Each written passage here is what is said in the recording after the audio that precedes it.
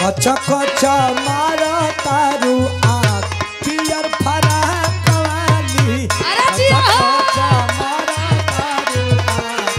पियर फराक वाली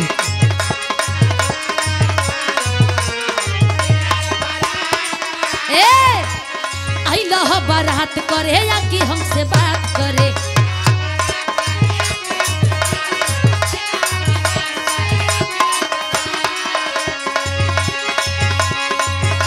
बारात करे या कि हमसे बात करे आगे में मोबाइल नंबर लागता हाथ धरे गोरी फूला झाड़ी बाड़ू पापा के पानी बाड़ू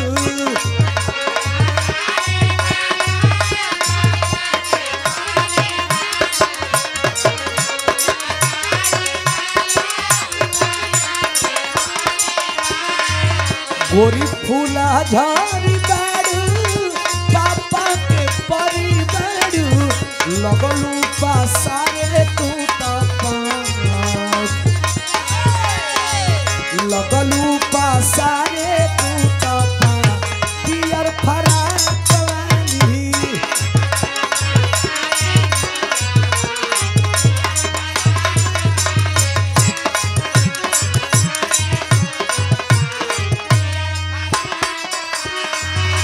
अरे भर दे ही सोनावा का सेट चाहिए